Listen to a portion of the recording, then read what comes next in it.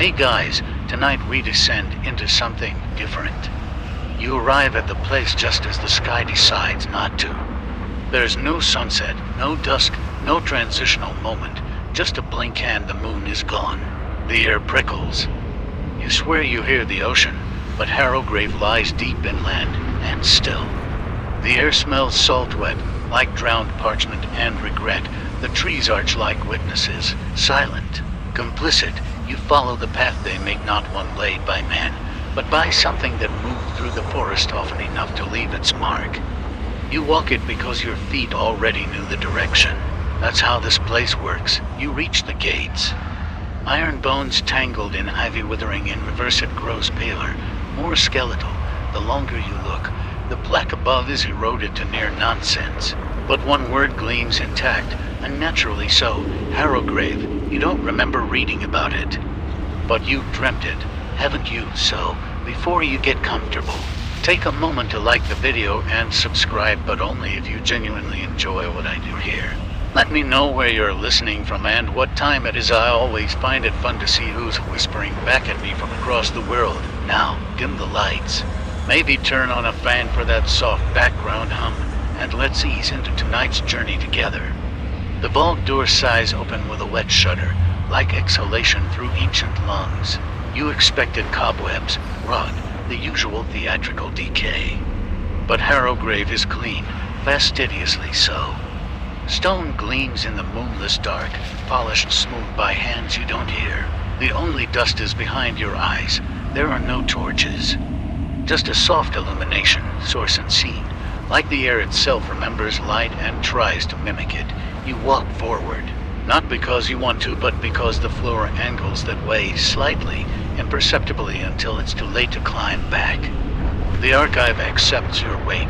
A scent rises, chalk, old leather. Something faintly coppery, not blood, memory, maybe. That iron tang of the moment you regret most, you taste it on your tongue. Ahead, shelves, not rose formations, massive, like battlements. You expected a library. This is a cathedral of knowing. No labels, no index, just presence. And then something stirs, not from the corner of your eye. From directly in front of you, a breeze. Impossibly internal, kisses your cheek. Something just left the space you now occupy. Something thin, tall, wearing a coat made of prayers turned inside out. You're alone. You're not. You approach the first vault, not a book, a case. Glass frosted on the inside, the shape of its contents unclear. Only the title etched into the brass plaque below, entry number 0. The moonless arrival. You blink, you are in the case. Face pressed against the glass, mouth parted in surprise. You don't scream because you don't hear it. The sound loops silently, endlessly. Your own reflection doesn't match your movements. Then you blink again. The case is empty. The plaque now says, observed. You are certain it didn't say that before, just as you are certain the word applies now. A low vibration, like a sigh through the stones. The vault has noticed you. The far wall shifts. A seam opens, not swinging, not sliding, but yielding. A corridor waits. You don't recall choosing to move forward, but you do. The deeper you go, the more the air thickens, not heavier, more dense with stories. Too many truths pressed into too little space. You feel them brushing your shoulders, grazing your ears. Once or twice, one tugs gently at your sleeve, as if asking to be read. You ignore them. For now, you pass a desk, antique, unassuming. On it, a guest book, open. Your name is already written, in your handwriting, beside a time stamp that matches now. The pen lies across the page, warm to the touch, still wet. A whisper brushes your left ear. He knew you'd come. You don't turn around, you're learning. A spiral staircase descends. It was not visible before. You take the first step and feel it, not the wood, not the cold iron, but a pull, somewhere deep behind your ribs, like a string tightening from below. Each step sounds wrong, not foot on stair, but something else imitating the sound of your descent. A beat off echoes that arrive before you move. At the bottom, a door thick, barkless. Its wood is carved with sigils that shift when you don't look directly. One of them pulses in time with your heartbeat. The door opens not when you push, but when you whisper, "I'm ready." Because that's what you say, isn't it? Inside, a chamber with no corners, books orbit on invisible rails. Pages flutter though no wind blows. In the center, a pedestal. One book waits. You approach, though you already know what it is. It's not bound in leather. It's bound in the absence of light. It absorbs your gaze. The cover bears no title, just a thumbprint yours. Bleeding slightly, you touch it, it thrums. The title floods your head, the warlock whose name had made the moon. You didn't read it, you remembered it. And the memory is older than your birth. The room tilts, the name presses against your teeth, not to be spoken but to be known. And the moment you do, the archives shift. A bell tolls in the distance, though no one rings it. Somewhere behind you, the moon vanishes entirely. The moment you recognize the name, truly recognize it, not just hear it, the world folds inward. Not violently, not even suddenly, just inevitably. Like a lid closing, the light dies with a peculiar politeness. No flicker, no fading, just a soft sigh of the archive as it exhales certainty. When your vision returns, it's thinner than before, like looking through gauze soaked in grave water. You're back in the corridor. But not the same one. The floor feels wetter. The walls glisten faintly, as if breathing through pores that scent again iron, regret, and now something wet and vegetal, like drowned moss. Behind you, the door has gone, not closed, not hidden, gone ahead. The corridor curves right, always right. The kind of right that promises it will circle you forever unless you choose to disobey it. You continue anyway, not because you believe obedience will save you, but because you suspect rebellion might accelerate things. A soft scuttling sound keeps pace with you, not behind, not ahead, above. Something's crawling the curvature of the ceiling, staying just beyond your peripheral reach. You don't look up, not yet, on the wall. You notice a sigil carved deeply into the stone, etched with too much force, like whoever carved it had too many hands and too little patience. It looks like a circle with teeth. It hums. You instinctively press your palm to it. It bites gently, a test, perhaps. Then, a voice not aloud, but in the space around you, feminine, elderly, disappointed. You already knew his name, didn't you? It doesn't wait for your answer. A doorway opens into a narrow reading room, lit by no fire, only the soft tremble of bioluminescent fungus blooming along the walls like bruises. A long table stretches across the chamber, and upon it rests a single open book. This one bleeds ink slowly, like it's weeping. You recognize your handwriting, each word written as if by your dreaming hand. It's the phrase you muttered as you entered the vault, "I'm ready." The page turns on its own. The next entry, your name again, beneath it, the new sentence. The warlock's name has nested behind your teeth. It's then you realize your tongue feels crowded, swollen, not painful, just inhabited. You rush to the mirror mounted crooked on the wall. Old, silvered, cracked, you open your mouth. Inside, where your molars should be, something glints, a rune etched into enamel. A perfect sigil of the name you didn't say aloud, but thought to clearly. You taste soot. Something shifts deep in your throat, and for a brief, grotesque moment, you feel a second tongue. You slam your jaw shut.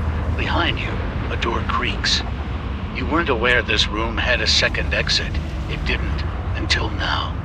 Through the new doorway, a different kind of room, one more furnished, if such a word can apply to a chamber filled with rusting instruments, dripping in slow rhythm like ticking clocks. You step inside.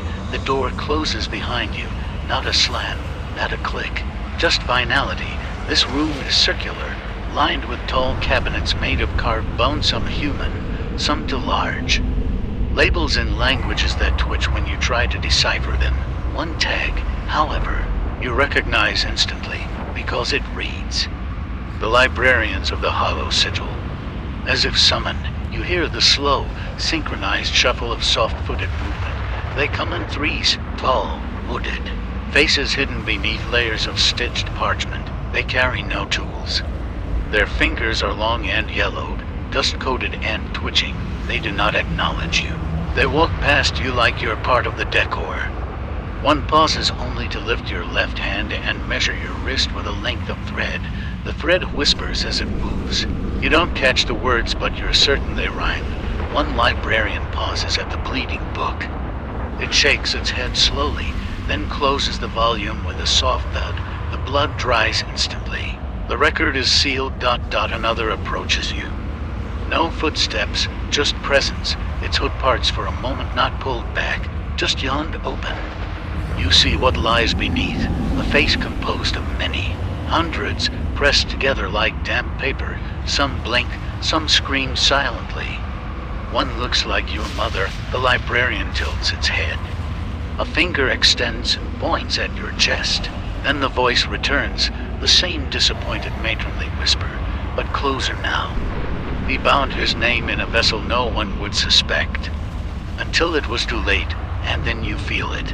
Dozens of cloaked figures gathered around a daze at the room's center. They move with the patience of bones shifting in a tune. Every face is hidden, every back is turned to you, dipping their pens into open wounds instead of inkwells. Their skin is gray-dry, more like unbaked parchment than flesh.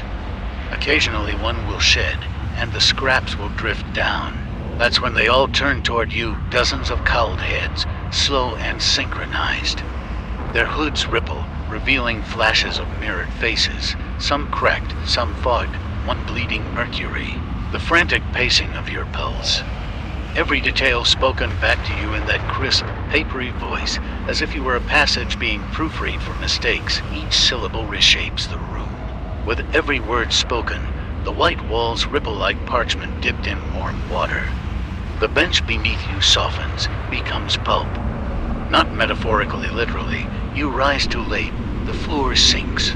Not veins, not scars, paths, topography etching itself onto your skin.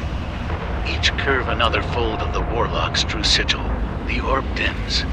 The maps around the room begin to twitch. Some dissolve, others bleed. One bursts into flame with no heat, burning only the names printed on it, leaving the geography untouched. And from the pedestal rises a voice not vocal, not linguistic, a directional suggestion that manifests as a phrase inside your head. The name can no longer be moved, only contained. You hear it again. A second time, but backwards, spoken not in echo, but in pre-echo, a thing waiting to happen again.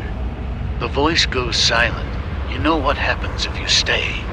You move toward the exit. The shadows knit the doorway closed behind you like wound stitchers. The air outside is warmer again, but the hallway has changed. Now, only one door remains. You didn't see it open. Images flood your mind in sharp fragments. A book club of monks slicing out their own tongues after reading one sentence too far. A child holding their own shadow in trembling hands, whispering. You touch it, a single phrase carves itself onto the skin of your palm. To enter, you must remember what exactly. The door groans open. You enter a chapel, or what used to be one. The pews are sunken into the floor like teeth into meat. The altar is missing, replaced by a large stone basin filled with black feathers that twitch occasionally as if dreaming. It reads, you wrote this prophecy with someone else's blood, but it came from your own throat. The wind inside the chapel shifts, not outside inside. Like something's changing its breath. Into the chapel, glass cracks like bone. The figure's face leans forward. Its eyes are not colored glass anymore. They are mirrors. They reflect you, but not now. They reflect you in robes, with ink under your nails, with someone else's voice in your mouth. You back away as the arms extend, glass splintering like spider webs, raining colored shards and stuttering patterns of light. The figure speaks, but not aloud, inside you. You already said it once, when you breathed her last breath. When the name spilled, so did the tide. The archivist watched and wrote nothing. You stagger, reaching the door behind you. It's not there. The chapel is no longer stretched. The spiral pages now snake across every wall, every bench, forming a maze of instructions you can no longer trust. You run. The figure's voice follows, not chasing, not mocking. Weeping, it weeps your name like a funeral bell rung too early. You find a side door, only visible when you press your hand against the wall. It opens into a library without edges. Shelves curl upward like roots, with books sewn shut, some groan, others hum. One levitates, just slightly, and bleeds ink onto the floor in perfect circles. The sign dangles from a silver chain. Section of unreadable returns. A lone figure waits by a podium, clad in a robe made of index cards, with calligraphy twining like veins across its arms. Its face is a book, closed. Pages flutter softly where a mouth might be. It gestures to a chair before the podium. You sit. It flips open its face. The inside pages glow faintly, revealing a name written across every line. Yours, but not the one you remember. No, not Pain, not quite, but your bones itch with new coordinates. The map leads to a chamber marked with a single symbol, a moonstruck eye, weeping blood into a chalice. You blink and the lectern is gone. A spiral staircase now rises from the floor like a summoned serpent. You climb, and each step creaks in a different voice. One weeps, one laughs. One moans your mother's name. You reach the top, the domed chamber. Walls lined with mirrors that do not reflect you, but someone else wearing your skin, shifting through lifetimes in one. You are a librarian impaled on your own bookmarks. In another, a child with a mouthful of ash whispering lullabies to a locked door. At the center of the chamber, a pedestal, and resting on it, a book bound in skin so pale it glows faintly blue. You step closer. Its cover bears no title, only a shape carved deeply into the leather. A sigil shaped like a broken moon. You open it.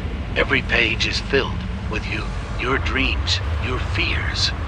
Your failures laid bare, written in a script you do not recall learning. The ink has no color but moves with each breath, forming new regrets before your eyes. You turn the pages, and then you find the one with the whisper sewn in, yes, sewn.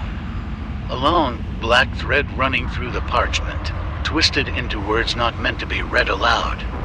You touch it, the whisper coils into your ear. You said his name, you broke the moon. You lit the tide and drowned the sky. You reel back. The mirrors quake. One shatters, but instead of shards, it bleeds. And in the red spill across the floor, you see a memory not yours but soon to be. You kneel beside a broken woman whose mouth has been replaced by moss. You press your forehead to hers and speak a word you cannot now recall, but that made the sea rise. You blink. The blood has dried. The pedestal is empty. And the chamber doors swing open behind you, though you never saw them before. You walk through. The hallway is alive. Wallpaper peels like burned skin. Lamps flicker with the breath of extinguished scholars. Insects hum in synchrony, forming phrases too fast to parse. Remember the echo that bled backward. Don't forget what you haven't done yet. And then an interruption. The sound of organ music, but backwards. As if someone isn't playing it, as if the notes regret ever having been struck.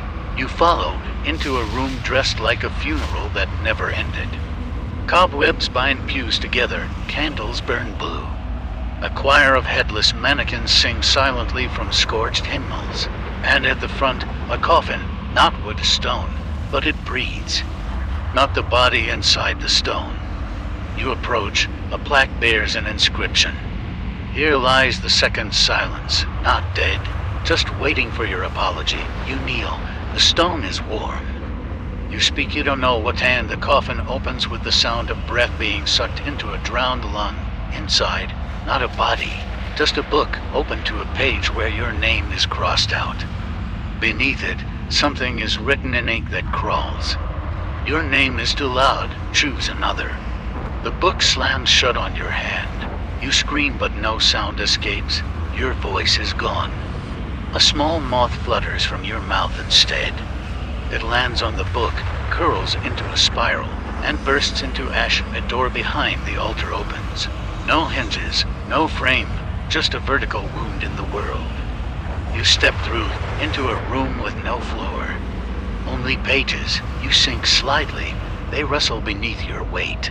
Each step writes a sentence in a language you almost recognize. Ahead, a scriptorium, abandoned. Feathers soaked in ink hang from the rafters like plucked wings. Desks bear grooves from frantic quills. One chair is still worn. You sit in front of you, a page blank. Your hand lifts of its own accord, and you begin to write. This is where the warlock slept.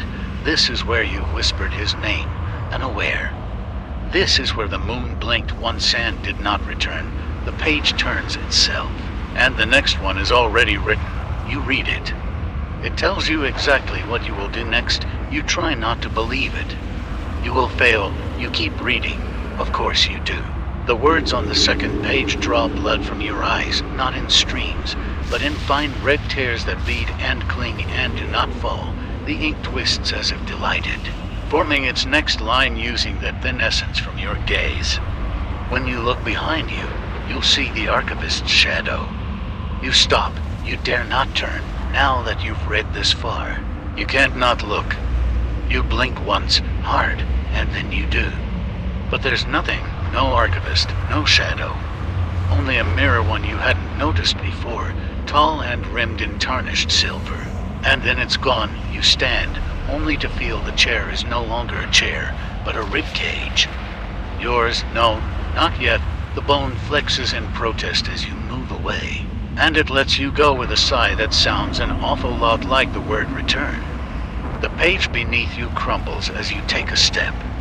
Too late you realize it wasn't just a floor, it was a promise. A page from a contract you had unknowingly stepped into. Too late, your foot lands not on paper, but water.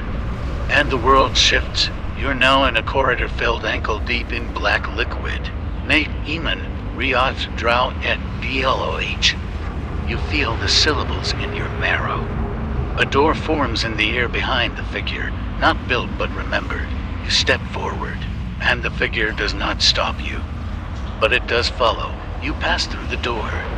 It doesn't swing at contracts, it inhales.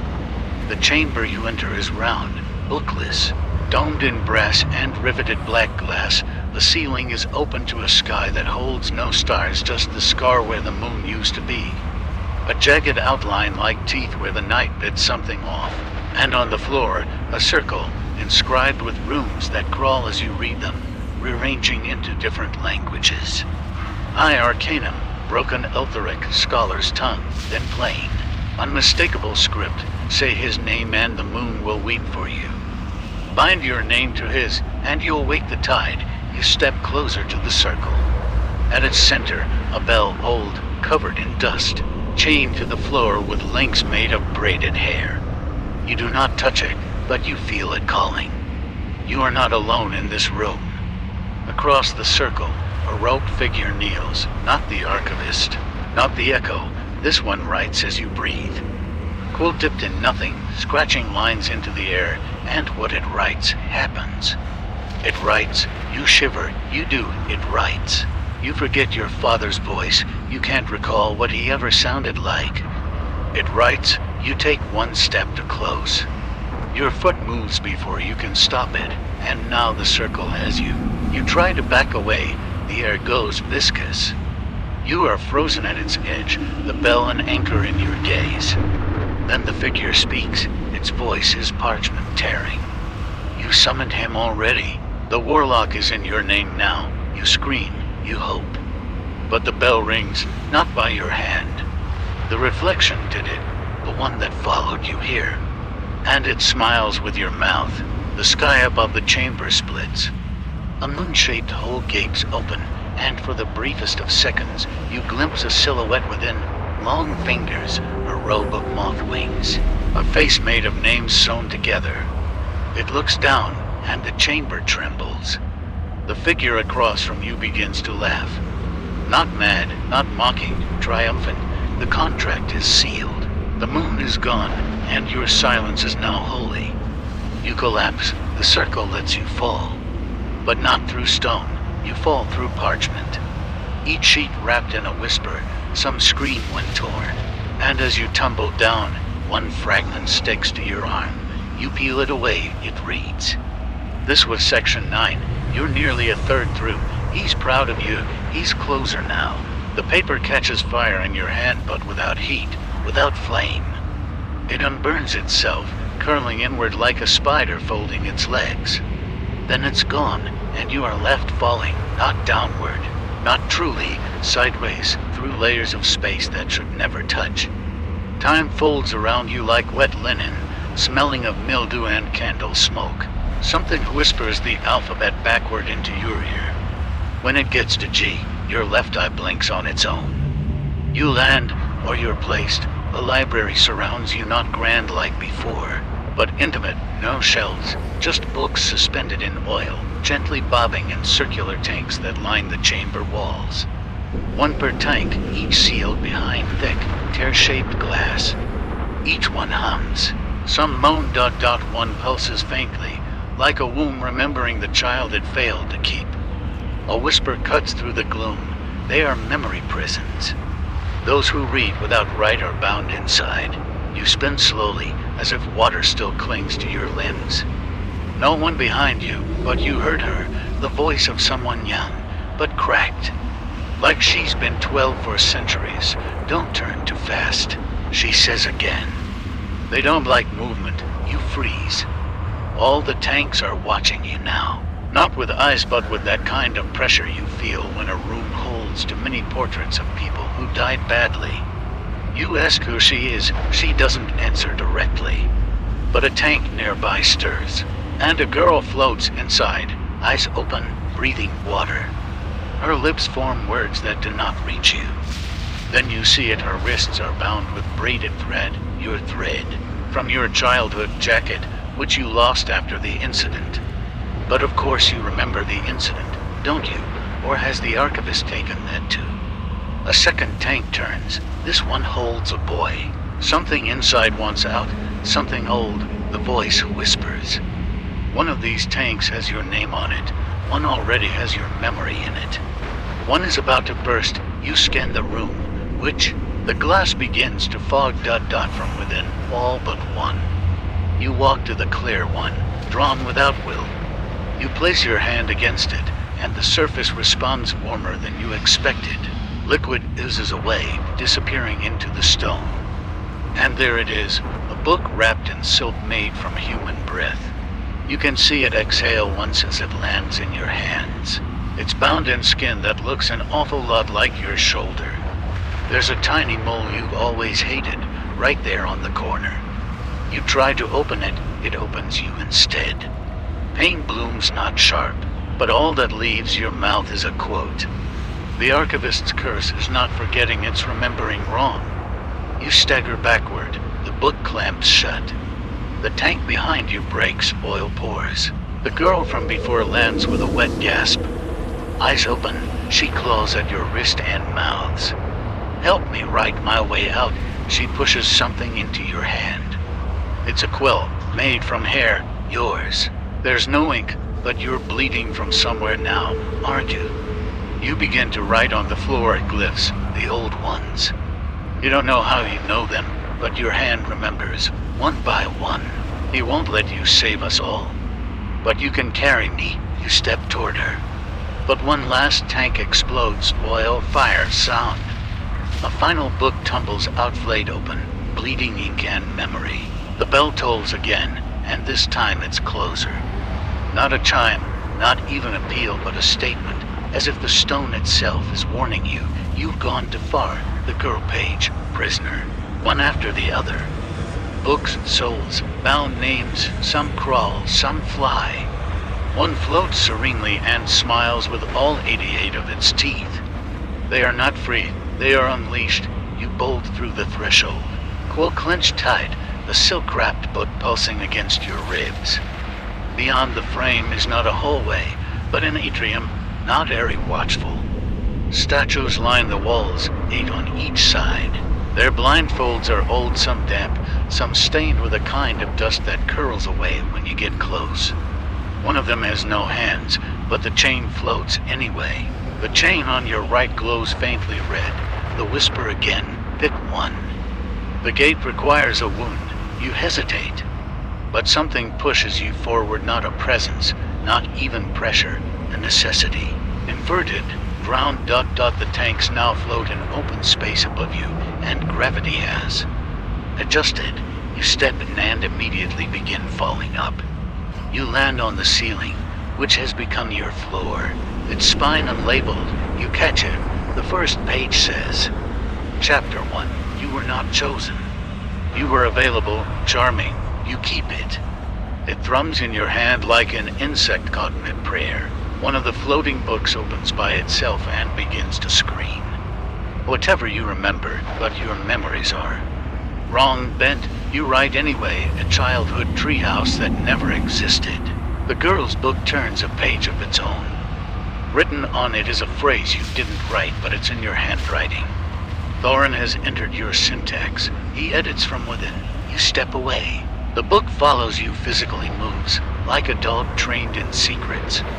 The ceiling begins to splinter. The oil tanks crack again. And you hear the bell 3 times, not above, inside. Your stomach clenches. You double over, and ink pours from your mouth. The books drink it from the floor. Pages bloom like fungi. They begin to form a ladder leading somewhere higher, or deeper, or inward. You climb. Because that's what's expected. Each rung is a sentence from your past. Most are false, some are true. One is both. And the sky above yon's wider than the one you were born beneath. There is no moon. There never was, not tonight. Only those unfamiliar stars, strewn like white ash on black velvet, spiraling in patterns that tug at the folds of your memory. One constellation sharp, fanged, to deliberate seems to recognize you. It pulses once, like a signal, like a blank. The book at your side writes, the girl's book, your book now. It's hard to tell. You glance down. The ladder is gone. Only the door of salt remains behind you, sealed once more. Its eyes are hollow, but something shifts behind them, smoke, ink, intent. Carved across its forehead in ancient sigils, it's the warlock's name. Or at least the first letter. You don't say it. Not yet, because you remember what the girl said. The moon vanished when the warlock's name was spoken. So you whisper around it. You think it's syllables instead. And the stars blink again. A wind rises. It has no source, only direction. From above. You look up and the sky ... shivers. No clouds, no birds, but something moves between the stars. A shape, huge and slow. Like a continent of shadow, it speaks no sound. Just vibration in your bones, in your thoughts, in the ink that now circulates through your veins. You bring the key, you carry the ruin. Says a voice beside you. You turn, the girl is here. But younger, or older, or rewritten, she bleeds from her temples. Not blood, dust. You know this dust. You've inhaled it before. You feel it watching. The quill in your hand pulses. But the one from the skull, it's older, hungrier. You reach for it. The girl nods and then collapses into parchment. One page. You're not on the tower anymore. You're beneath it. The library has inverted again. The tanks no longer hover. They fall, and you're falling sideways. Its mouth stitched shut with tiny golden thread. You look away. The stitching twitches. At the far end of the corridor is a spiral staircase. It bleeds downward. Literally, its banister drips red. And the steps squelch. The ink has become thicker. You descend. Each step sinks a little. Each step costs you a breath. Each breath is measured. A voice behind you counts them. ... 40-7. Carved entirely of book spines. Every wall is made from unread lore. You can hear them whisper. Some scream in other tongues. One hums your lullaby, and in the center, a mirror. You know this mirror. You saw it once in the reflection of a librarian's eye. It shows your face, then your skull, then your soul. It is not human. It is not monstrous. It is but it's signed with your blood. I am the archivist now. The bell rings again, just once. You turn and the door behind you is closed. Again and again and again, you remember closing it, writing your thoughts before you can think them. The library has accepted you, not as guest, as index. And above you, in that strange new sky, the shadow moves again, but now it trails ink, and it hums your name. You don't remember moving. You simply are now standing before a set of 9 doors arranged in a crescent, each carved from a different kind of impossible material. And it opens not for you, but in spite of you. The space beyond, a chamber where fire burns upside down, where water falls upward into stone basins suspended from the ceiling. The colors here are wrong purples with too much green, oranges that feel like betrayal. There is a chair at the center, carved from the same kind of bone as the corridor, covered in books thin ones. Pamphlets almost, the kind that get handed out at cult gatherings. You sit, not of your own will. The chair takes your weight, adjusts, embraces, catalogs. And one of the books on the armrest flips open to a page already annotated in the margin. The listener arrives in the 13th chamber. They believe they are reading, but the archive is feeding. You blink, a second annotation appears beneath the first. In your hand, you hadn't picked up a pen. They still think they're the reader. The chair creaks, the bones shift beneath you, between page and author, between breath and ink. You try to stand, but the chair clamps tighter. Pages flutter from above, one lands in your lap. It's brittle, yellowing. The second line appears as you read it. They flinched. You throw the page away. Another takes its place. It's wet with something that smells like salt and rust. The warlock's name appears again, spelled backward this time. It still tastes like broken glass in your mouth. The voice whispers again closer. You've made it farther than most. Pause.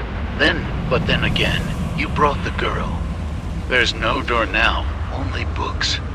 Every wall of the chamber has shifted into shelves. They move like lungs. You see faces between the bindings imprisoned, or written, or both.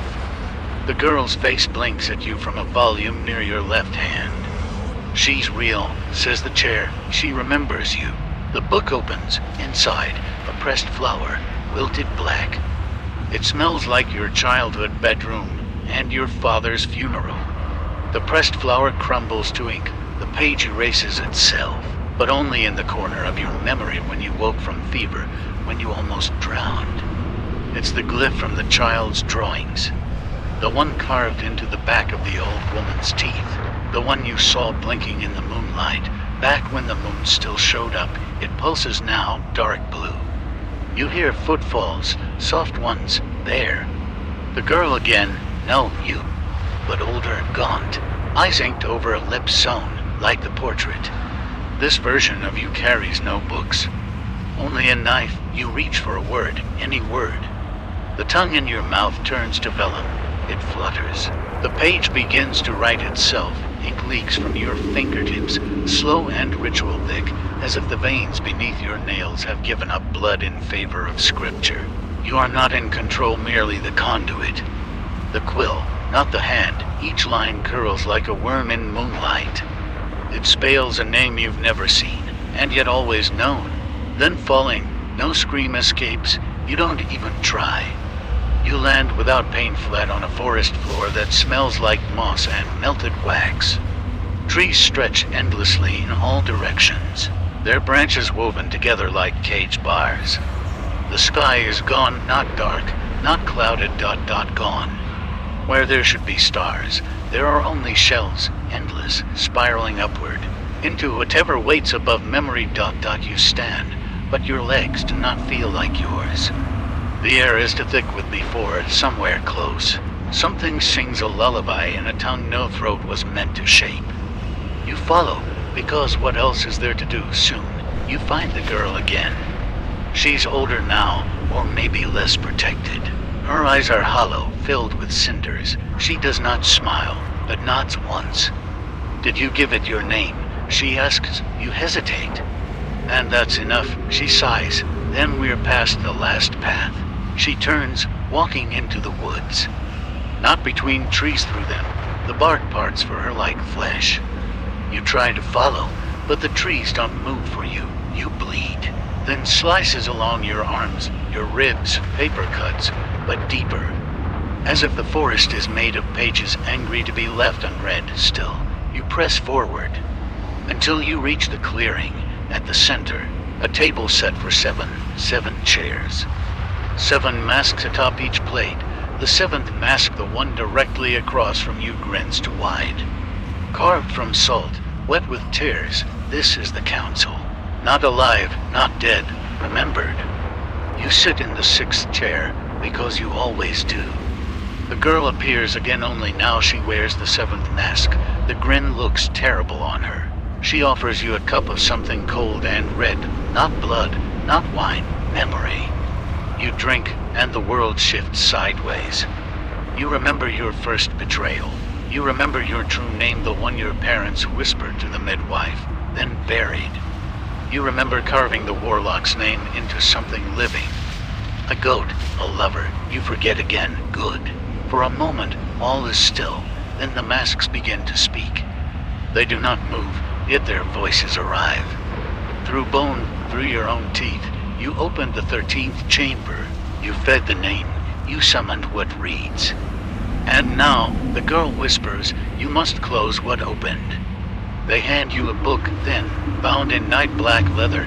The title is etched in rust. The Warlock's Testament. There is only 1 page inside. Blank, write it. She says, you open your mouth to ask how, but it's already begun. Your hands shake. You do not write words. You write warnings, warnings to yourself, lines like, never speak his name again. Do not answer the knock on the 3rd night. Never trust the portrait if it smiles. The page drinks your fear like ink. The forest leans in, listening. Then the wind changes. Something not here is now here. It has no footfall. Only a lack where sound should be. The girl pulls the mask from her face. Beneath it, yours ... scarred, split, smiling. You knew it would come to this, she says. You just needed to remember. The 7th chair is empty now. The council nods. You are the archivist. You are the gate. You are the ink. And then, softly, the forest begins to burn. No flame. Just pages blackening, curling inward like dried leaves. You stand, holding the testament. Its weight has tripled. Inside, the page is full. No room for more. Only a final sentence at the bottom. Still wet, still forming. You read it. They closed the book and vanished. The girl points. A final door hangs between 2 trees. It's made from the spine of something ancient, a doorknob of teeth, a lock that only opens when named. You know what you must do. The warlock's name rises in your throat. Again, but this time, you do not speak it. You swallow. The door opens anyway, because it was never locked, because it was always waiting. The door sighs as it opens, and the forest exhales with it. The hinges creak not with age, but with hunger, as though something on the other side has waited too long, licking each tick of your hesitation like sugar from bone. You step through. The world shifts again. Behind you, the forest closes with a sound like 1,000 pages being torn out at once. The head, stone, not cold, not warm, just ... aware. You're back in the archives, but they're wrong now. The architecture sags in places it shouldn't. Stairs wind down where they used to rise. Chandeliers burn with a blue-green flame that doesn't flicker, just pulses, like veins full of dream stuff. And at the center of it all, suspended in black glass, the warlock, bound, buried in reflection. You know him. You've never seen him, but you know the shape of his soul. Even like lullabies hummed backward through rotting teeth, the warlock stirs. The archives do not approve. The walls groan. Somewhere distant, a librarian screams. It ends fast and wet, no longer seated, but moving.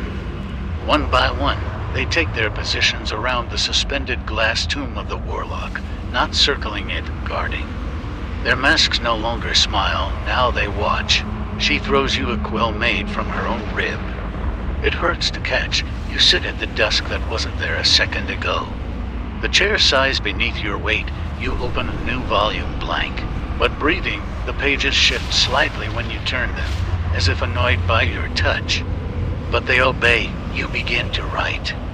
Each word is a chain, each line, a cage, and still. The warlock twitches in his sleep. You smell the storm before it hits. The candlelight dims. The chandeliers shudder, as though yanked by invisible puppeteer hands.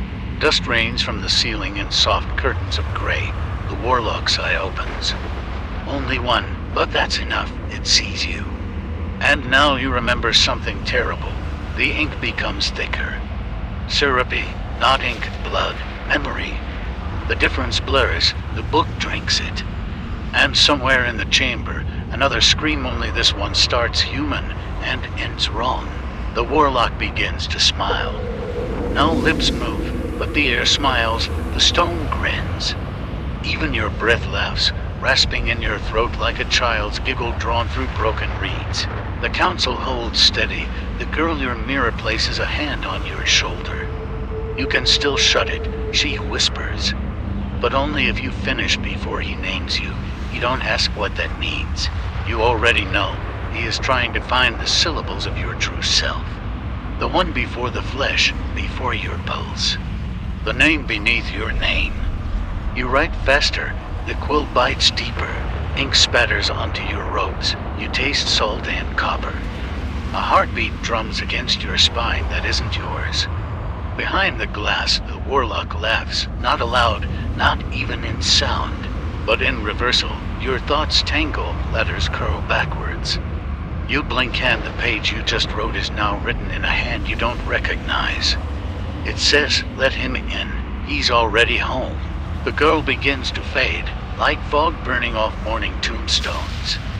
Her last words are almost soundless. Finish it, or we all open with him.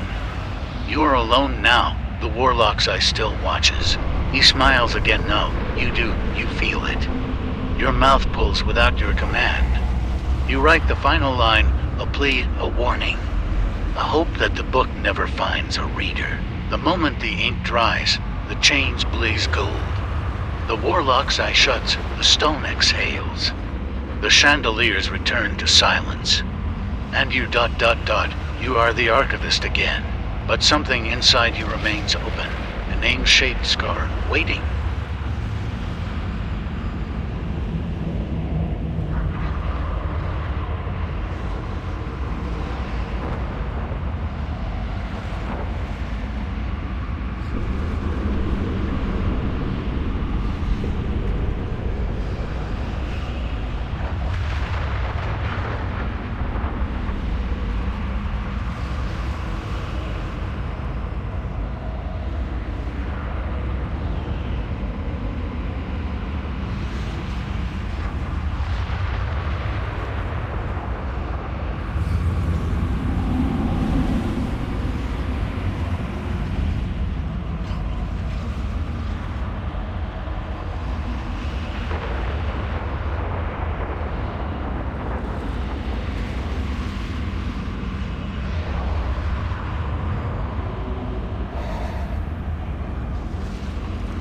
You don't sleep that night, or any night after, not really.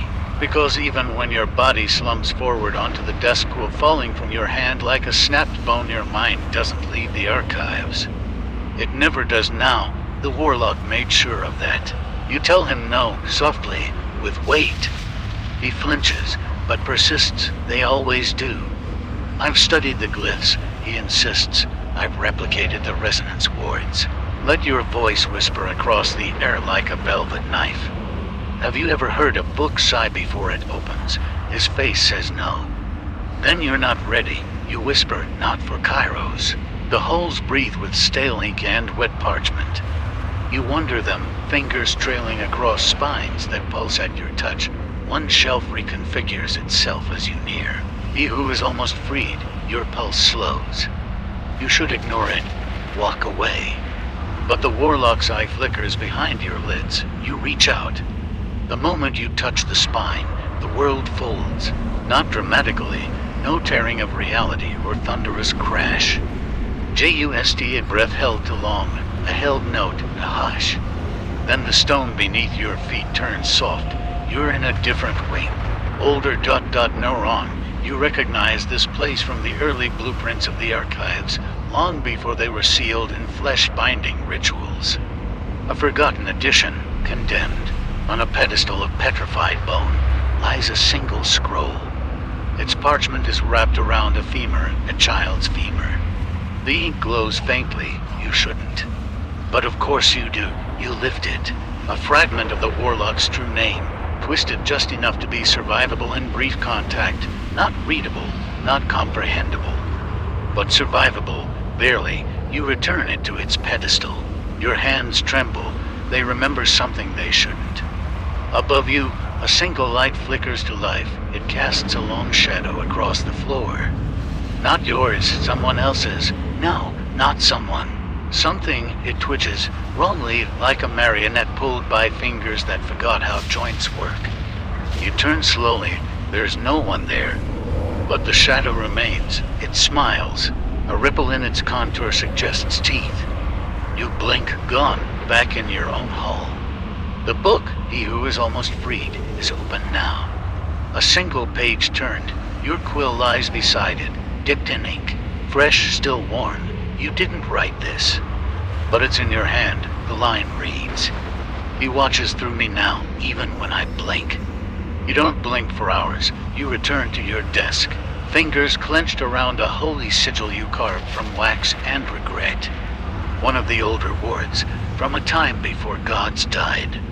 Before names burned holes in parchment, but the sigil sweats. It fears him too. You wonder, how many others has he touched? How many archivists before you opened the wrong book? How many shadows wore their shape?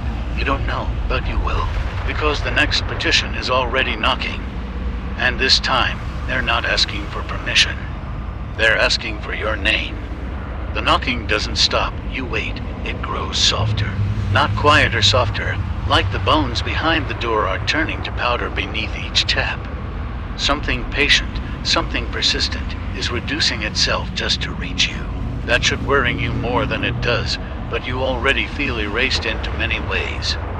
You stand, your spine reluctant to unfold, each vertebra sounding out like the tightening teeth of a key. The door groans before you even touch it, as though it's been watching, waiting, and wants this to happen. You open it. There is no one there. But the hallway has changed. Of course it has. This section of the archives was once a record vault before the fire, before the 7-day silence, before the floor turned black and refused to take chalk ever again. No torches here. And in the language of shadows, the parchment whispers. We gave him names, but he only took them. You continue, something rustles behind you. You don't turn, you've learned. They want to be read, they want to continue. And so, naturally, you arrive at a chamber shaped like a throat. You know this room, or more accurately, it knows you. You feel yourself being defined into a truer version of yourself than you've ever dared imagine. You recoil from the walls, but the carvings crawl to face you again. Letters rearrange. It doesn't need to be, just a soft exhale of certainty from beneath the floorboards of your mind. Then, another door. This one is wrong. Made of hair-woven vellum and wax nails, but not bound. No, each page is held to the next with pins of bone, like a stitched thing pretending to be whole. You look down and gasp, it is your journal, and each ends the same way, and then I heard him speak again. You flip forward to tomorrow's page. There you are describing this very room. The wax door, the bone-pinned journal. They pinch the edge of tomorrow's prophecy and rip. The sound isn't pleasant. Not paper tearing something wetter, thicker, a noise better suited to tendons. Instantly, your ears ring. Not speaking to you through you, a chorus of memories, not your own, flickers through your eyes' faces, melting into glyphs, stars arranged into forbidden punctuation. Each page shows a version of you, but subtly altered. One has no mouth, one has eyes replaced by ink-splotched sigils. One is already speaking the warlock's true name aloud, and one is smiling, too wide. You reach toward that one, as if to warn it. It reaches back, touches your hand, and now you are smiling. You wake, you're caught, your room, the archives, normal, as if nothing happened. But your journal is still open, still 1 page short. And there, pinned with bone to your pillow, a slip of parchment, just for words, freshly written. You broke the story, you know what happens now. Stories seek to heal, to close. And they'll tear through whatever or whoever they must to find their ending again, somewhere, are not benign, they are hungry, self-healing things. And when wounded, they lash out like beasts. You don't feel like yourself. But then again, when did you last recognize yourself? Leave the room. The hallway outside is no longer the Hall of Endicott, where the moonstone gargoyles once whispered to each other between the cracks in the masonry. No, you know this corridor, not without signing your name in the ledger that doesn't remember erasures. But here you are, summoned by narrative gravity. Your own story seeking stitching points. This one is blank.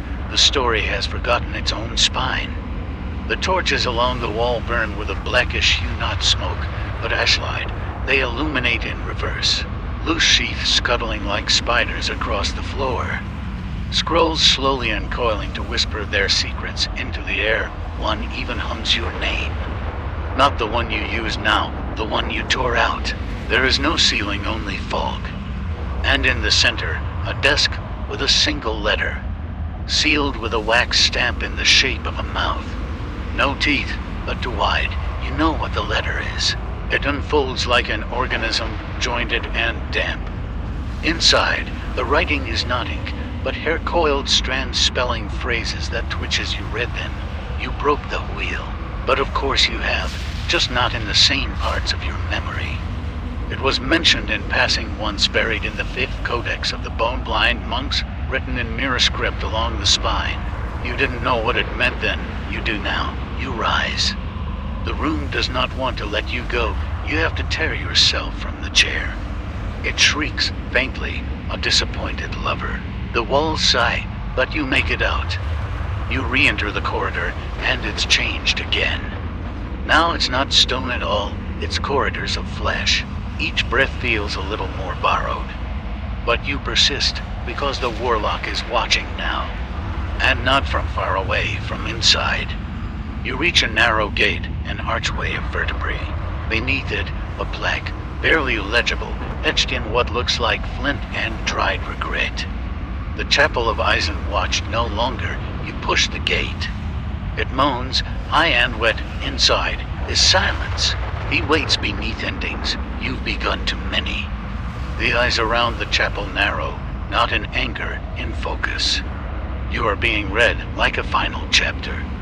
And somewhere behind your left eye, and this time, you are laughing with him. You exit the Chapel of Eyes with your heartbeat tied in knots. The pupils still press into your back like thumbprints. The bones that formed its spine have grown jagged. Something reshuffles behind the walls when you move like unseen archivists reordering the world around you. You descend a stairwell where the steps don't echo. That's wrong, sound should reflect. You try to test it, say your name aloud, only. You can't. The air folds the sound before it leaves your lips. You feel the vowels shrivel behind your teeth. The warlock has taken your voice now. That was always coming, wasn't it? He's not cruel, just collecting. The walls tremble again, then an opening. You approach the altar. It's made of 7 stacked ledgers, black leather, bone clasps on top, a knife. Not ceremonial, used. You can see where the edge has dulled from flesh and splinter. Your hand moves before your mind catches up. You pick it up, the blade trembles slightly more. A sigil blinks across its surface, like a silver eyelid, and you recognize it. A place where voices walk ahead of their speakers and fates are written backward from their deaths. The warlock served in a trammet once, or ruled it. The texts argue. The pain is a teacher. Blood hits the page beneath. The top ledger opens itself. Pages flutter like startled birds, and then, abruptly, next to it, a location, no map, just a phrase. Where the sky has teeth, you've heard that idiom before. In a whisper from a severed tongue you catalogued in your first year at Harrowgrave. And now, it's where you must go. There's only one place within Harrowgrave where the roof was never finished. Where the open air can look in, you know it. The observatory of the forgotten zenith. Soon the corridor drops into a ramp, gravity pulling your steps forward. The temperature rises slightly. You feel warmth on your skin, not heat, breath. The kind of warmth that implies presence. Each step takes you toward the zenith. Yes, but also further into some deep inward pit, a collapsing self. The observatory isn't a room, it's a mall. A dome lined with broken glass panes. Each one reflecting a different sky. Some are familiar, most are not. The warlock is here, not as a man, not as a shadow, but as a voice made shape, a phoneme made flesh. You see syllables floating in the air like spores. They twist around one another, whispering meanings that make your eardrums ache. And there, in the center, a pedestal, and upon it, your tongue. You didn't even know it was missing. But you see it now coiled and bound in runes, stitched with threads from your childhood nightmares, and still twitching faintly. It is bound by names you haven't earned. Yet, the warlock speaks, but not in words. He utters you fall to your knees. The observatory breathes in, and you are named anew. The blade you carry hums, the blood in you bubbles. And the stars overhead, they open wide. The sky above the observatory fractures. Not with light, not with thunder, but with laughter dry. You can't pronounce it, not properly, not yet. But the warlock can, and he does. Again and again, each time closer to knowing you than you ever dared to know yourself, you crawl forward. The warlock leans closer now, not a figure, but a presence shaped like regret. And he begins to teach, not with words, but with their absence. You learn through the voids between meanings, and the vowels that ferment inside tombs. Most minds break during the first clause. Yours cracks like an old ledger. The ink of your memories begins to run. The warlock's voice tilts upward, higher, and suddenly, you are falling back into your body. You are whole again, except your name is gone. Except your voice no longer tastes like yours. Except you now carry a fragment of him in your marrow, a dark wisdom that knows. The observatory dims, the stars recede. But the teeth remain, floating overhead serrated constellations. Twitching jaws in the firmament, they do not close, they watch. And beneath them, at the pedestal, you now see it. A second tongue, not yours, smaller. Burned at the edges, labeled, faintly, the warlock collects only truthful tongues. Around the pedestal, you now notice the floor has shifted. The dust rearranged itself into spirals, glyphs. A summoning circle, but one drawn backward. A hallway where every door opens into your own childhood room except something waits in each bed, sleeping in your shape. Each step you take, more memory flees, your past bled out into the circle, and at its center, your reward, a mirror. Not ornate, just functional. You kneel before it, you do not see yourself. Instead, you see the warlock. You see him before he was a curse, before he was nameless, when he still had skin and students and sympathy in the corners of his smile. He opens a book, one you recognize from the restricted wing. You remember burning it clearly. You failed. He begins to speak, and though the sound does not carry through the mirror, the meaning punches into your godlike prophecy. This is what I became to protect them from what I learned. It shows the warlock's tongue, still moving, still teaching. You pocket it. The observatory is silent now. The warlock, gone, or perhaps now inside you. Your legs move on their own. You find yourself in a hallway unfamiliar, no signs, no portraits. Just books stacked in uneven towers, as though the library itself vomited its contents in anticipation. And ahead, reading room for the unreadable, The kind of room they told you would read you back. You place your palm on the wood and feel a heartbeat. Yours, then not yours. You push, it opens. Inside, pitch black, save a single lectern. Upon it, a book. Its title, your name, your new name. The one the warlock gave you. You do not read it yet, but you will. Because the moment you entered, the door sealed. The only way out is through the pages. And each one costs something. The first page is blank. But that's the trap, isn't it? You stare, hesitant to touch it, because some part of you, some small and quiet echo knows that the page is watching you just as intently. It waits for the first drop, not ink, never ink. The lectern is unnaturally warm beneath your fingertips. The wood obsidian black and veined with something that pulses like veins in a sleepless eye seems to breathe. You peel the second page open. It smells like your childhood attic. Dust and damp will and that strange whiff of sulfur from a Christmas ornament no one ever claimed responsibility for. There's handwriting here, yours. But not yours. Not quite. I am become the fourth archivist of the Blood Index. My tongue is gone. My sight, inverted. I no longer forget what I have yet to learn. A second line, shakier. I lied in section 4. The warlock was never bound. You feel something shift behind you. Not movement, not even sound. Revelation. The room acknowledges your presence now. The dark that cloaks the walls grows interested. As if the blackness isn't just absence but a reader breathing slowly behind the parchment. You flip another page. Do not finish this chapter, do not.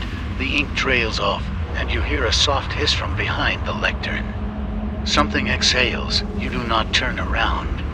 You simply keep reading. You don't understand the symbols drawn beside the instructions, but your hands do. They begin copying them with your own blood, pricking from the corners of your nails slow, obedient leaks. As you draw, the air thickens, words whisper beneath your skin, stitched into the fascia of your forearms, crawling like ants beneath old gauze. The blackness ahead parts slightly, cloaked in the negative of light. It drips contradiction. Every time you try to see it, your brain suggests something else apparent, a corpse, the professor who lied in your thesis defense. It speaks, but not to your ears. The words appear in the margins of the page you hold. You walked backward through the circle. You speak a name that no longer fits your mouth. They reveal the next cost, your scent. You think this is a metaphor. It's not. You feel it lift from you an odd, warm effusion, like steam rising from a letter burned unopened. Time hums against your ribs like a hive sealed inside your chest. You brush past one of the shadow books. It flinches. You flinch back. A name scratched into your psyche so deeply that it never left, even after you burned the sigil from your notebook. When, her again, the silenced archivist. The tongue in the observatory. You before the whispers. You before the warlock tasted your name. You are smiling. How dare you smile? You lean closer. So does the reflection. Its mouth moves. You can't hear the words, but your left hand now carries the liver-spotted withering of someone who's translated to many unsanctioned tongues. The corridor ends in a trapdoor, not hidden, not locked, just waiting. And it does not approve. The ink recoils, and you land hard on stone. Somewhere new, but not unfamiliar. There's that sigil again carved into the wall, from the observatory, from the warlock's notes. It pulses now. And beneath it, a whisper. Not from the warlock, from someone beneath him. You're nearly ready, just a few more truths. You turn to find the source, but there's no one, only more pages. Floating in the air, rustling like dead leaves. Each waiting to be written, and one of them is already signed. With your name, you didn't sign it, and yet there it is. Not your signature as it looks now, with a stuttered half-curve of panic embedded in the why this one is elegant, a scholar's hand. A signature penned by someone who had never known regret. You step closer, the page flutters toward you, caught in a still wind. And you see beneath your name an addendum in dark ochre ink, not quite black, not quite dry. Final attestation, in absence of a watcher, I become the page. You reach out to touch it. Of course you do, and the page sighs, not Russell's sighs. Soft and aching, like a breath finally exhaled after centuries of waiting. It sinks into your skin, no pain, just sudden fluency, stacking themselves with impossible grace, a staircase of parchment and promise, spiraling down into somewhere colder. You descend, the air tightens with each step. A pressure behind your eyes builds not pain, exactly. More like ... nostalgia sharpened to a blade. You reach the bottom, where the pages stop. A door stands there, no handle, just a sigil branded into its grain, the same mark you saw back in Section 7 on the back of the butcher's apron. Except now, it's bleeding. The door doesn't open, it exhales. The wrist of a woman who once taught you to lie with charm, or rib you lost in a fever dream but now feel again. At the center of the room is a chair. It's waiting for you. You hesitate. A mistake. The floor heaves, and suddenly you're seated. No transition. No footsteps. Just placement. The chair wraps around you. Bone clicking into socket. You do not resist. It would be impolite. Across from you, a desk, the kind used by lecturers who stopped aging long ago. Behind the desk, nothing. Not emptiness. Potential ... it speaks. You arrived earlier than expected. That is, inconvenient. You open your mouth to respond, but your voice has become ink. It dribbles down your chin, the entity behind the desk's eyes. Don't bother cleaning it. That's how I know your answers. It gestures no hand. Just suggestion, and a second you rises from the far wall. Not a doppelganger or revision. This version of you is confident, clean. Your fingers twitch, the revised you nods. Yes, even that tells me something. The real horror is that you agree with them. The entity chuckles, more vibration than sound. Time for the question. The bone room tightens. The desk shifts shape, unfurling like a paper fortune teller. Each flap bears a symbol you do not want to understand, but you do. But not wise. We'll settle for memory. Then, the revised you reaches out and touches your temple. And it all returns, the candle that burned in reverse. The funeral spoken in 3 languages. The room collapses inward. You fall again, this time into yourself. You land on a library floor, Harrowgrave. But not the one you entered. The books are ash statues. The warlock's name still itches at your throat.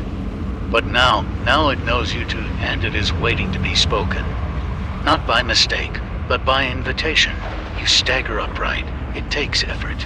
Like the skin was rewritten inside out by an author who ran out of pages. She smiles. You don't. She begins to hum the slow, low tune. You've heard it before. This is the warlock's binding. Not his prison, yours. You try to speak. Your throat peels open with the effort, and your voice returns but slightly wrong, a half step higher, 3 days after your parents never came home.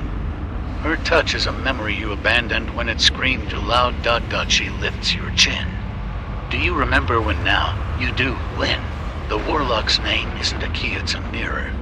Speak it, and you don't unlock him, you lock yourself in. You hadn't believed her. You should have. Shelves made from marrow, globes that spin counter to the planets. A librarian with no eyes cataloging screams by pitch and color. And someone there, you, wearing the archivist's robe, hunched. The backwards you speaks, that's how he survives. Not by being known, but by being almost known. A syllable from that name slips past the portal. The library groans, books begin to fall open. Pages turning so fast they hum. You pull your hand back from the wall. But something follows, a finger not attached to a hand, just ... A finger poking through, writing on air, dying of a plague cured before your birth. Swearing loyalty to a crown whose crest is now used for asylum wallpaper. Holding your own heart, still beating, as you handed it to a blind lover. You recognize it.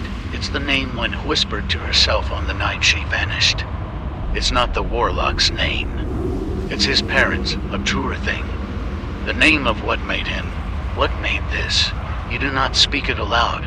Not yet. You place your hand over it. The page vanishes. Into you, the warlock shudders. You don't see it, but you feel it. A spasm through the architecture. The stairs whimper beneath your feet. Because they know what you carry and what you intend. The stairwell exhales you like a stone it never meant to swallow. You emerge into the scriptorium. You pass a basin filled with vowels preserved in brine. They twitch when you near. A crow made of quills pecks at a dismembered chapter, trying to eat the metaphor still clinging to its edges. Somewhere far above, a bell tolls, but not a time. It tolls a correction. You're not welcome here. Not because you don't belong, but because you do on a plinth ahead. Into the warlock, you shake your head. I don't know how. She smiles in that unfortunate way of mirrors. Sure you do. That's why he chose you. Behind her, a door breathes open. The warlock waits in the center of a circular chamber made of citation bones. He is not as you expected. Not a man, not a beast. A thought, dressed in language. His robes ripple with clauses. It curls on your tongue like a cigarette kissed by regret. He senses it. The warlock does not rage or fight. He simply writes. In the air, on your skin, in the lining of your lungs, a crack spreads up his jaw. Ink leaks from it like venom. His robes falter. Pages fall off him like dead leaves. Still, he writes, desperate now, author, archivist, erratum. You both chant it together. The room folds. Not explodes, folds, like an unwanted preface being removed. The warlock implodes into an asterisk. A footnote without a source. You pick it up. A new name forming. This time, it knows you're watching. This time, it wants you to read. The backward you begins to fade. You'll need the black psalm, you nod, but she's already gone. Left behind is only her pen, still warm, still bleeding. Still yours, you take it, the chamber seals behind you. And Harrowgrave leans in, eager to begin again. Harrowgrave's breath curls beneath the arches now, a low and humid hush like the steaming sigh of a corpse exhumed too soon. The ink on your sleeve hasn't dried, you realize, belatedly. Every footfall shatters another fragment shards of wedding oaths, childhood promises, and treaties sealed with too much blood and too little trust. Each painting you pass is framed in teeth. A third, far too familiar, shows your father's hands pulling your own from a book, page by page, finger by finger. You don't remember this, not quite, but the gallery insists you do. The gallery ends at a door with no handle. Only a mouth, it speaks as you approach. Define access, you answer without knowing the rules. Authority by consequence, the mouth smiles. Cracked and plain, dust sits in corners that never see eyes. In the center, a book bound in breath, not leather, not vellum. Something exhaled and desperate to never inhale again, until one line carves itself into the air, just above your eyes. In the silence, the archive births its air. You know what it means. But you pray you're wrong. You open the psalm. The first page is blank. The second is bleeding. The third is yours. It details your entrance into Harrowgrave. Not as observer, not as archivist, but as rewrite. You see now what the warlock feared. Not the psalm, you are correction incarnate. A marginal note made flesh. The psalm does not ask you to read it. It requires you to add to it. Far behind you, a choked scream confirms it. You write again. The warlock's memory is ash. And somewhere, in a forgotten corridor, a portrait bursts into flame. You can undo now. You can unwrite, but the psalm fights back. One passage writhes beneath your ink, resistant. The next air has already entered. Your stomach knots. Another, now. That wasn't in your lines. A name drips from the page like pus when, no, she was supposed to. You turn the page. There she is. Older, smiling, bleeding from her eyes. Behind her, the shells crumble. Behind her, you see your own hand resting on her shoulder. But you're still here, aren't you? A voice echoes not from the book, but the walls, a whisper you've missed terribly. You left me notes in the attic, remember? You reel around, she stands there. When? In body, at least, but her eyes are filled with the song's ink. She's holding your pen, the real one. You glance down, the one in your hand was never yours. It bites your fingers now, too eagerly. I finished your edits, she says softly. You forgot to cite yourself. She lifts her hand, and the psalm turns its own pages. Fast ... to fast, until it stops on the final entry. The warlock never existed, and just like that. So much of your mind vanishes, memories rearrange. The warlock's face blurs, his words distort. The asterisk burns away to nothing. You grasp at yourself, but your name is gone from the margin. When steps closer, she's crying, but the tears fall upward. You rewrote me to stay. So I rewrote you to leave. You whisper, where will I go? She answers by reaching into the psalm, pulling out a page folded like a letter, and Harrowgrave sighs. You were never here. You are not here. You were, and then, like a footnote swallowed mid-sentence, you are not, but something lingers. Not a soul Harrowgrave filed those long ago. Not a name names get stolen before you finish speaking then. What remains of you now is residue, ink-stained thought, ghost parchment. You tried so hard to become the author, she murmurs. But you forgot the cost. The psalm quivers. Pages flutter like wings pinned tightly to bone. Behind her, Harrowgrave adjusts itself. Walls that were once linear now curve in impossible directions. Like a maze being redrawn from the inside out, the shelves contract, groaning, as though pulling back from something they recognize but cannot face. The name has been erased, but its echo remains. One hears it. So do you, in a way that you have no ears. Not really.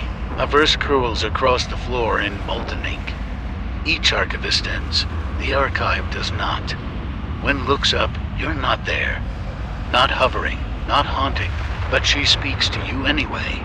You bound yourself to it, so now you must observe. And that's your new station, isn't it? Not archivist, not author, not even echo. You are the comma that won't disappear. A soft laugh from somewhere just past logic. When you remember, the gallery of first lies slithers backward, paintings peeling their false faces. A portrait reconfigures itself, a silhouette shaped like protocol and memory decay. You once outranked it, no longer. It offers when a gift, a spindle of silence, wound tightly in string made from all the names that once summoned power but now summon only regret. She takes it, whispers into it, the psalm vibrates. A section unscrolls you didn't write. Appendix, he who rewrote himself too many times. You can't help but read it. Each line is a theft of your spine. Each paragraph removes another nerve. You try to scream, but punctuation denies you the breath. He was never cruel, only curious. He was never brave, only cornered. He was never the warlock's heir. The psalm pauses, so does when she looks up, eyes wide, like candlelight braced for wind. Then who was he? The answer does not come from the psalm. It comes from beneath it. The floor exhales. A seam cracks open, stone becomes long. A tongue hollow, stained, reverent emerges. When recoils, she was not expecting reverence. It's his. The psalm whispers in a dozen dead dialects, the name you erased. The tongue curls around the page she'd taken from you, and swallows it. A tremor passes through the shelves. Books wail. The ink in every scriptorium turns acidic. The archivist's long-forgotten rise in the index of graves and look toward the ceiling, and you realize.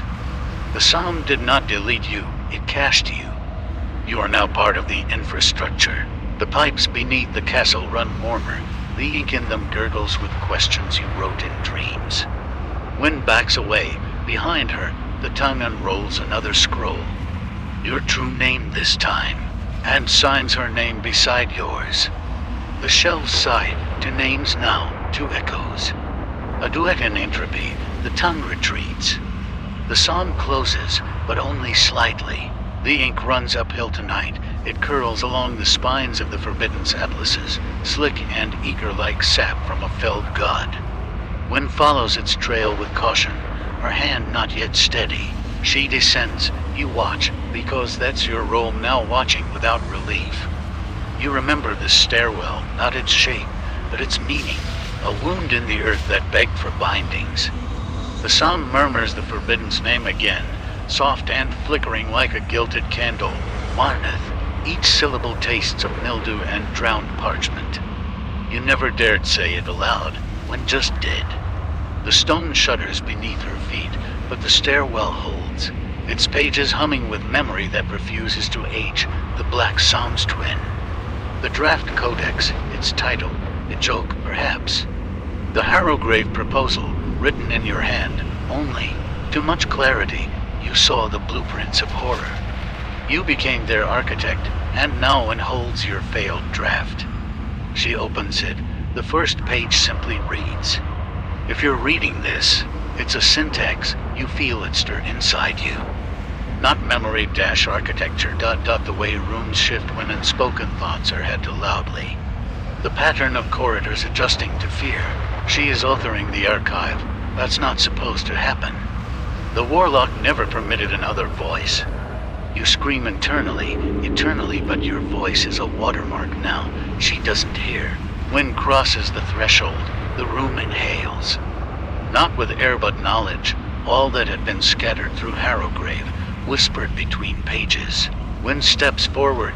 At the room's center, a chair carved from skeletal quills. And on the desk before it, a mirror. Not reflective, responsive. It shows not what you are. You see the pen fused into her spine, the book sewn into her ribs, the psalm embedded in her throat. But she does not recoil. She smiles. And says the name again, Marneth, once more. Tinged with copper and parchment, wrought like the breath of something that's been remembering too long. Wind doesn't hesitate. You did. The corridor ahead is narrow, too narrow. Like it wasn't made for walking, but for passing through a needle's eye for archivists of sufficient faith. Along the walls, quills hang like teeth. They chatter as she passes, not random rhythmic. A clicking language older than alphabets. You heard it once, long ago, when you first betrayed the archive by trying to map it. Back then, it simply rearranged your study as punishment. Now, every library has a sanctum, a place reserved not for reading, but for binding.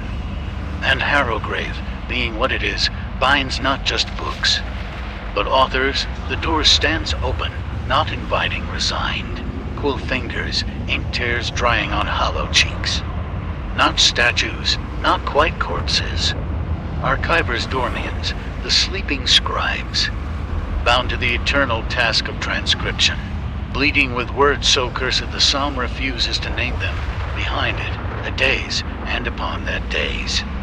The original codex, leather-like flayed hope, clasps of bone. Its pages quiver, yes, but chapter shifts in your mind, unbidden. He who touches the prime codex shall either command the archive or become part of its grammar. You know what you chose. You flinched, let go. You became footnotes, but when writes back. The codex opens, not to the first page, to the blank one, the one meant for the next name. Her name, she doesn't write it, she writes yours. You scream again, and this time, something hears you. Because that page wasn't blank anymore. Her pen bleeds not from a vial, but from her wrist. It flows with memory and defiance. And she writes, let the archive remember him rightly. Not as coward, but as architect. The codex accepts it, and so does the cathedral. The inked scribes groan as their chains dissolve. Their quills snap, falling like teeth dislodged in dream. The archive begins to unfold. You've never seen this before. Corridors evaporate, stairs invert, bookshelves liquefy into thought itself. What remains is intention. You finally understand. The archive is not a place, but a process. A ritual of memory, a weapon forged from narrative recursion. A trap, yes, but also a test. And she just passed it. From beneath the altar, something emerges. The warlock's name, carved into silence. A black stone, still warm. Wind picks it up. It pulses once, then vanishes. The archive sighs. Not in death, but in release, the cathedral dims. The scribes vanish into whisper, only when remains, and you. You watch her ascend back through halls now unmarked, because something has changed. You're no longer watching her, you're being read. And Winwin is turning pages fast now, desperate, like she's afraid of what might happen if she stops behind her. Faint laughter trails like threads, the kind that echoes through catacombs without ever having begun. It doesn't belong to the warlock, nor the scribes, nor even the archive. You recognize it. You shouldn't. It's yours, a warped, future-sick version of it. Because Wynn wrote your name into the codex, but not as you were. She rewrote you as architect, as creator, as progenitor. And now the archive, eager and emptied, seeks to rebuild. And it is looking to you. The fog tightens like a noose of time. Symbols begin to scald themselves into the field, runes and phrases. Ideas you once toyed within marginalia, now coalescing into architecture. A tower begins to form, from fog, from story, from you. The archive lives again, in a new body, yours. You feel the first stair etch itself along your spine. The binding creak of shells in your ribcage, dust forming behind your eyes. A whisper curls beneath your fingernails. You built us once. A new archivist stirs, young, curious, doomed. They pick up a book, you, and begin to read. Section 1. You are not quite alone, not yet. The ink inside you still stirs. It hasn't set. The tower that now winds upward from your spine, floor by floor, shelf by shelf, has not finished building itself. Each heartbeat stacks another stone. Exactly. More of pressure behind your eyes, as if someone or something wants to look out through them. You don't answer. You can't. You already did. When is gone. You wonder if she ever truly existed at all, or if she was just a cipher conjured to ensure your return. But the archive remembers her. Oh, it remembers everything. The archivists, the warlock, the blindfolded children who transcribed screams into braille. The weeping statues whose tears only fall when it's seen. The black psalm of Vorther. Like someone else had been trying to enwrite you. But it's too late now. You are the archive. You are its pages. It has you at last. And still it is not sated. There are still empty sections. Still ink to spill, still readers to ensnare. Somewhere beyond the veil of dust and bindings, where stories rot and reorganize, someone is watching this. Someone who clicked on a video. Someone who dimmed the lights. Someone who whispered their location into a comment, thinking the darkness didn't answer. There next, you feel their gaze brushing the edges of your awareness. That's why the archive chose you. The wind howls outside your walls, but you have no windows. Only pages. You do not blink. You turn. You whisper. And someone listens, because they must. Which means it's time to close. This book, The Candle Gutters. Once tall, steady now it trembles, a nervous stutter of flame licking at the stale air. You sit perfectly still. The final section sealed, but the dark between the margins still stirs. Pages don't close cleanly in this place. They curl, twitch, hunger. Some even whisper back when left too long untouched. Tell yourself it was just a story, but the symbols burned into your memory disagree. The scent of old stone clings to your tongue. The temperature in your room has dropped not drastically, but enough to matter, enough that something noticed. And somewhere in the marrow of tonight's tale, a part of you never made it back. That's all right. It's quieter there.